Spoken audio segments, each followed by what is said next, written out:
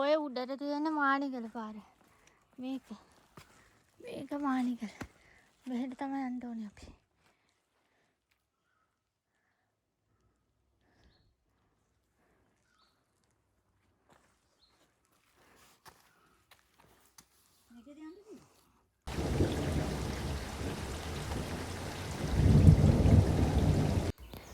Hi කොහොමද ළමයි දැක්කනේ කාත් එක්කද අද යන්නේ කියලා අම්මයි මායි යනවා දූවිලි ඇල්ලට. හැබැයි යන්න උනේ දුම්බර ඇල්ලට විතරයි. මොකද මේක හිතුවට වඩා ගොඩාක් දුෂ්කර ගමනක්. ඒ හින්දා අපි හිතුවා මගදී නවතින්න දුම්බර ඇල්ලේදී. මේකෙදි මට වඩා අම්මට තමයි ගොඩක් මහන්සි දැනුනේ. ඒ හින්දා දූවිලි ඇල්ලට යන්නේ නැතුව අපි දුම්බර ඇල්ලේ නවතින්න තීරණය කරා ගිහිල්ලා. අපි බලමු දැන් කොහොමද අපි දුම්බර ඇල්ලට යනකම් ගියේ කියලා.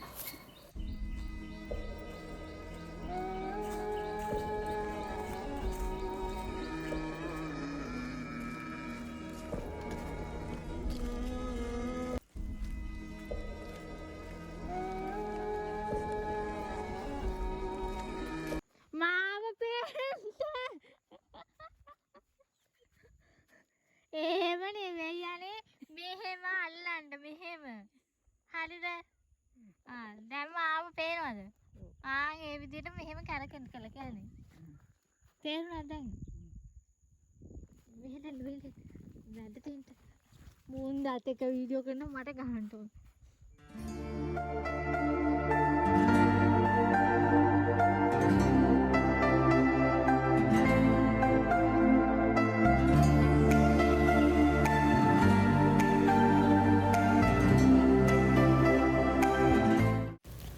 වල්පොල් මුල්ල වැව ගාවදී අපි දෙන්නා ගෙනාපු බත් එක කෑවා. එතන ඉඳලා තමයි මේ දැන් යන්න පටන් ගත්තේ.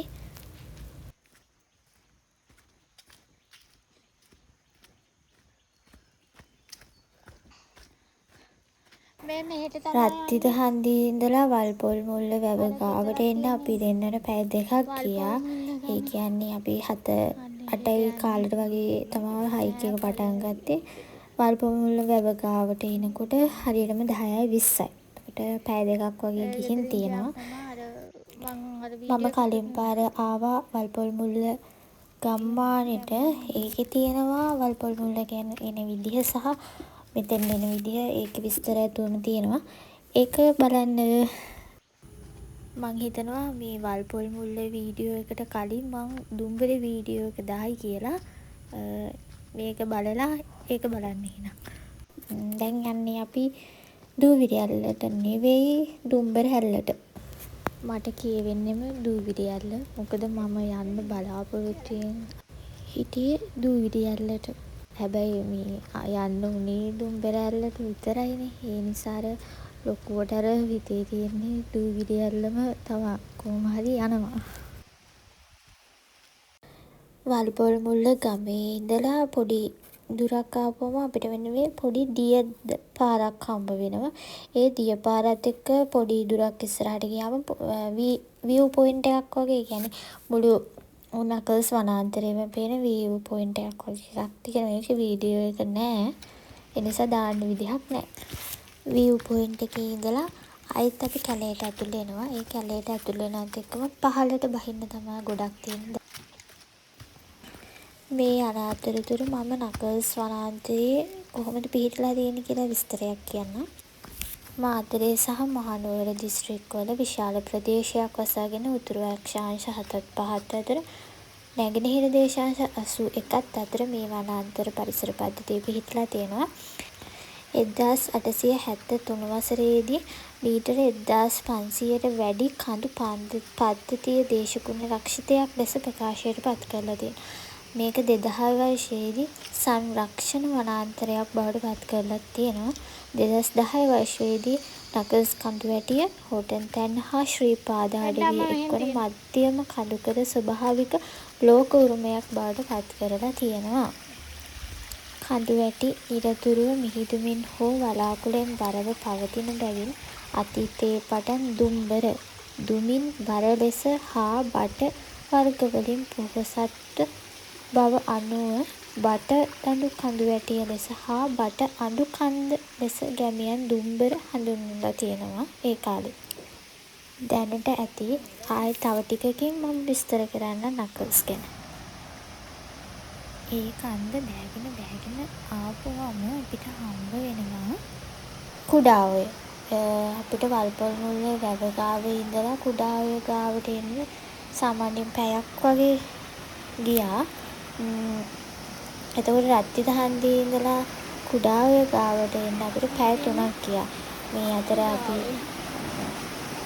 නතර වෙවි මහන්සි හරිමින් තමයි ආවේ. මතක තියාගන්න මේ වගේ ඉද්දි ටිකක් පරිස්සමෙන් සිහියෙන් එන්න. මේ වගේ සත්තු සර්පයි ඉන්න පුළුවන්.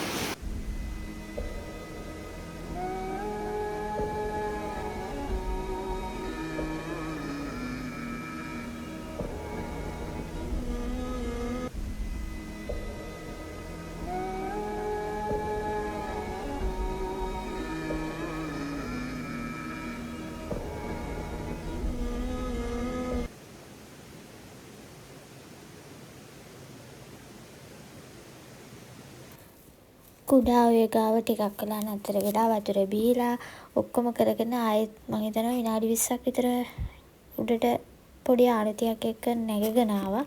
ඒ ඇවිල්ලා අපි දෙන්න නතර වුණා.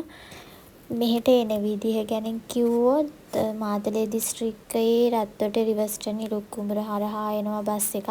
ඒ බස් එකේ එන්න පුළුවන්.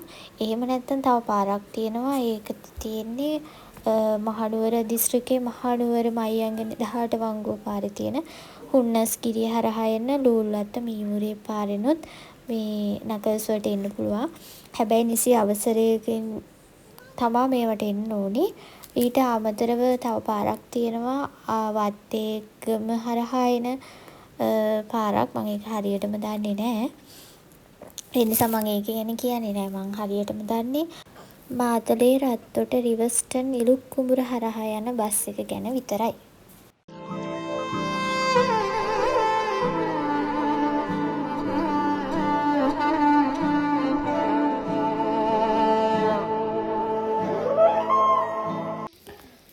මෙහි කූඩැල්ලෝ නම් ඉන්නවා. කූඩැල්ලොන්ගෙන් බේරෙන්න ඒවට අවශ්‍ය දේවල් රැගෙන එන්න අමතක කරන්න එපා. අපි දෙන්න වගේ ගොන්නු දෙන්නෙක් වගේ එන්නේ නැතුව.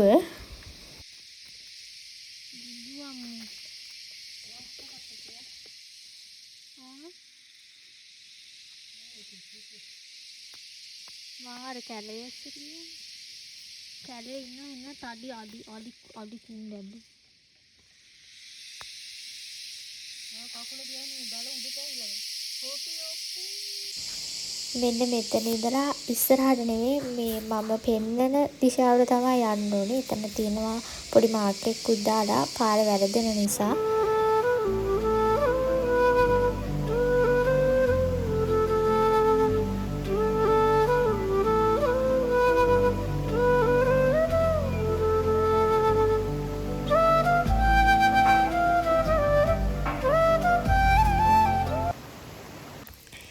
ඒ දලබුවාටත් සමු දීලා කූඩැල්ලොන්ටත් සමු දීලා අපි ආයෙත් අපේ ගමන පටන් ගන්නවා. මෙතන ඉඳලා සෑහෙන දල බෑවුමක් එක්ක තමයි අපිට යන්න තියෙන්නේ. ටිකක් මහන්සි ටික ඉඳගෙන තමයි අපි මේ ගමන යන්නේ. ඒ යන ගමන අතරතුර මම කියන්නම් ඔයාලට නකල්ස් වනාන්තරය ගැන තොරතුරු ටිකක්. මේ දේවල් මට කිව්වේ ගමේ අය තමයි. මෙහි එනකොට අතරමං වෙන්න තියෙන ප්‍රවණතාවය වැඩි. ඒකට මම්මුලා වෙන්න තියෙන ප්‍රවණතාවය වැඩි සහ විශේෂයෙන්ම මතක තියාගන්න නකල්ස් වනාන්තරය තුළ කරවල බිත්තර ಜಾති පතින්න එපා කියන එක. මොකද එහෙම වුණාම අතරමං වෙන්න තියෙන අර ප්‍රවණතාවය වැඩි කියන එක තමයි යාළුමට කිව්වේ. ඒ වගේම අර කැලේකට අරක් ගත්ත දෙවි කෙනෙක් ඉන්නවානේ. ඒ දෙවියන්ගෙන් අවසර අරගෙන කොළ අත්තක් කඩලා එහෙම තමා කැලේකට සාමාන්‍යයෙන් ඇතුල් වෙන්නේ. අපේ මුතුන් මිත්තු කියන විදිහට ඒ විදිහටම ඇතුල් වුණාම කාගෙන්වත් කිසිම සතෙක්ගෙන් සිව්පාවෙක්ගෙන්වත් කිසිම කරදරයක් වෙන්නේ නැහැ. ඒ වගේම අතරමං වෙන්නෙත් නැහැ අපි හරියට මේ ගමන යන්න එනවනම්. කැලේ ඇතුලේ යද්දි ඇහෙන සද්දේ මාරම ඒක කියන්න තේරෙන්නේ මාරම ෆීල් එකක් ඒකේ තියෙන්නේ. ඒක අහගෙනම තමයි යන්න ඕනි. එතකොට කිසිම අර දැනෙන මහන්සියත් අඩුයි. මම මේ සවුන්ඩ් අයින් කරන්නේ නැතුව තමයි වීඩියෝ එක එඩිට් කරලා තියෙන්නේ. මේ තියෙන්නේ නයි බිම්මලක්. මම දන්නෙත් එදා තමයි දැක්කේ. අම්මා තමයි කිව්වේ ඒක නයි බිම්මලක් කියලා. ඒ නයි බිම්මලත් බලාගෙන අර දලබෑවුමත් බැහැගෙන ෆයිනලි අපි ආවා වැද්දා හේන ඔයට. මෙතෙන් එන්න අපිට පැය 4 විනාඩි 15ක් විතර ගියා. වැද්දා හේන ඔය ගාවට එද්දි හරියටම 12:40යි. අපි ගමන පටන් ගත්තේ 8යි කාලට විතර. පැය 4 විනාඩි 15කට පස්සේ අපි ආවා වැද්දා හේන ඔය ගාවට. එතන ඉඳලා සැහෙන දුර ප්‍රමාණයක් තියෙනවා දුම්බරැල්ල ගාවට යන්න. අපි මෙතන ටිකක් නැවතිලා මහන්සි අරගෙන වතුර බීලා ඔක්කොම කරගෙන ආයෙත් අපේ ගමන පටන් ගමු. මේ වැද්දා හේන ඔයෙන් වැස්ස කාලට එගොඩ වෙන්න නම් ගොඩක් අමාරුයි. මොකද වතුර ගොඩක් එනවා. මේ දැන් උනත් හරි අමාරුවෙන් තමයි අපි දෙන්න එගොඩ වුනේ. මොකද මේ ගල් ගොඩක් දිස්සනවා.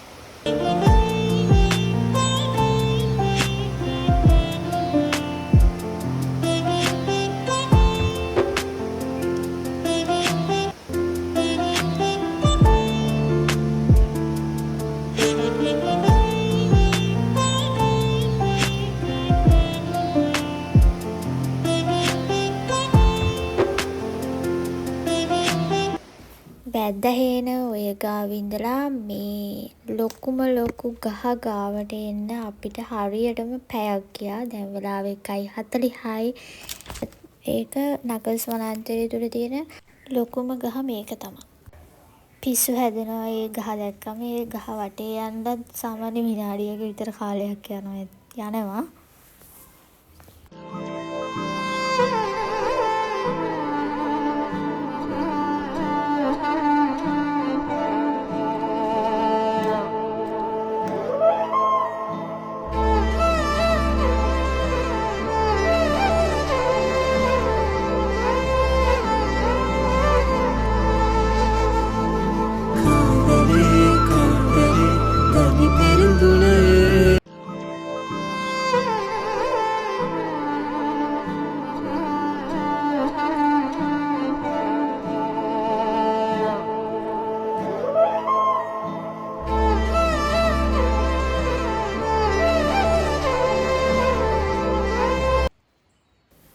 ඒ ලොකුම ලොකු ගහටත් සමු දීලා ආයෙත් අපි අපේ ගමන පටන් ගන්නවා.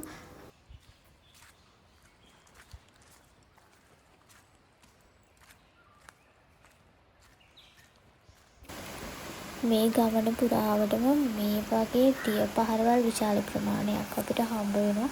ඇත්තට මේ වගේ මාර පිරිසිදු වතුර එන්නේ ෆිල්ටර් කරලා ගත්තා වගේම තමයි. මේ කිසිම අපැහැදිලිතාවයක් නැහැ. මාරම පිරිසිදුයි පැහැදිලි. මේ වගේ පිරිසිදු මේ වගේ ලස්සන කැලයක ඉඳලා සිසිලසත් එක්ක මේ වගේ වතුර බොනවා කියන්නේ ඒක වෙනම ෆීල් එකක්. ඒක ගන්න ඉතින් මේ වගේ කැලයකටම එන්න වෙනවා.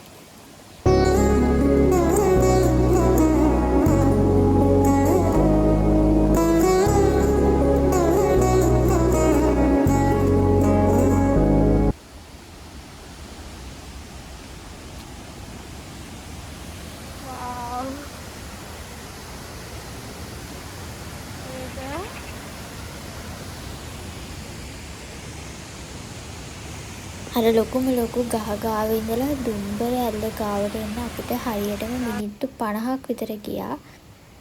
ෆයිනලි අපි ආවා දුම්බර ඇල්ලට. මෙතෙන් එද්දි හරියටම 2:20යි වෙලාව. එතන ඉඳලා තවත් සැහැණ දුරක් යන්න තියෙන නිසා අපි දෙන්නම තීරණය කරා මෙතන අද කැම්ප් කරන්න ඕනි කියලා. එක දිගට කිලෝමීටර 11ක් නැත්තම් 12ක් පැය 5ක් 6ක් වගේ එක දිගටම ඇවිදගෙන ආපු නිසා වඩා අම්මට ගොඩක් මහන්සි. ඒ නින්දා අපි මෙතන මම තීරණය කරා මෙතන කැම්ප් කරන්න ඕන කියලා.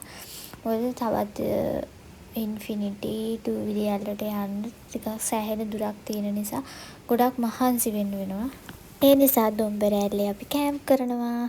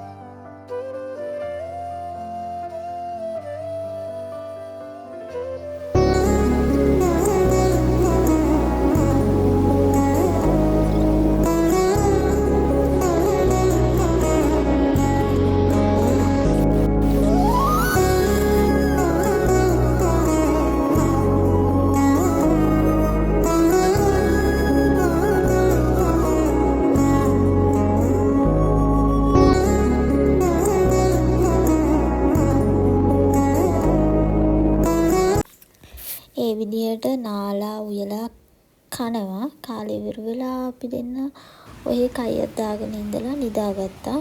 මේ උදේ නැගිටලා අපි ඊයේ රෑ ඉව්වා උදේටත් එක්කම. මොකද උදේට ආපහු ඉන්න බැරි නිසා.